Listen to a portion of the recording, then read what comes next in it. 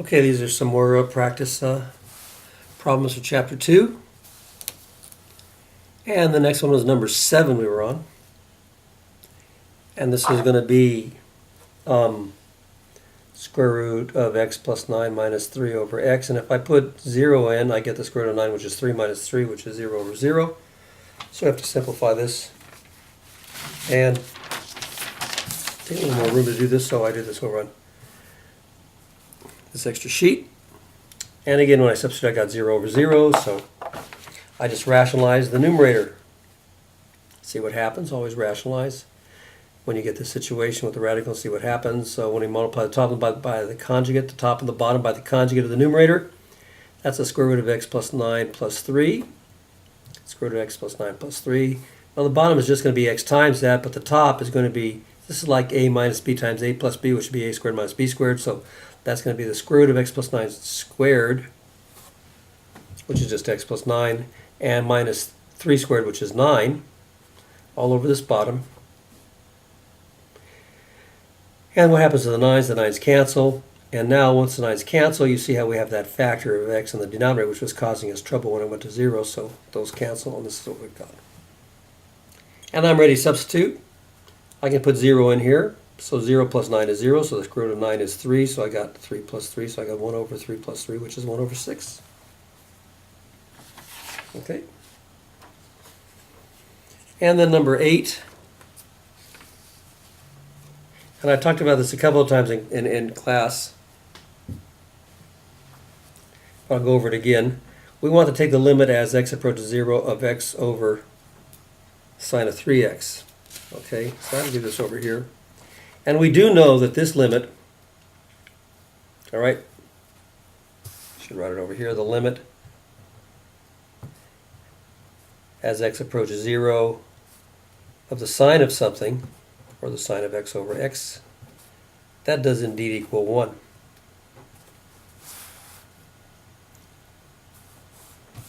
So we try to get the sine of something over that something, and here we've got the reciprocal. Well, we go back and take a look at this. It ends up being the same whether it's the sine of x over x, or it could also be this one,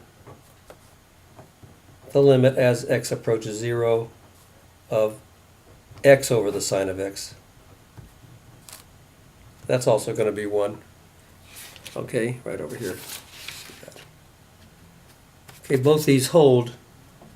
That's easy to show that, and I just showed it over here. Still remember. Okay, in other words, I have this limit here, and this is the same thing as 1 over the sine of x over x. In other words, if you simplify this, you would invert and multiply, and you'd have that. So these are the same. And then I've got a quotient. So the limit of the quotient is the quotient of the limits. So that could be the limit of 1 over this sine of x over x. That's the one I know. But the limit of 1, that constant, is a constant, and then the limit of the sine of x over x as x approaches 0, we know that to be 1. Remember, we did that by graphs and tables. It ends up being 1. So it doesn't matter if you take the reciprocal, it's still going to be 1. So all we have to do is set this up to get this in the right form. And what I'm missing here is I'm missing a 3, because it's got to be the sine of 3x, the sine of something over something. So I need a 3 in the top. Well, I can't just put a 3 in the top. I put a 3 in the bottom. So 3 in the top and 3 in the bottom, that's just 1. Then I can put this 3 over here, and I can take this 3 in the bottom and move it out front as a 1/3. So we're using that constant multiplier rule of limits. I would have 1/3 here, and then I put that in front. And then we know that this is going to be 1, so I've got 1/3 times 1, which is 1/3. All right, so I hope that makes sense to you. Okay, so that was number 8. And then number 9, we just substitute. So always try substitution.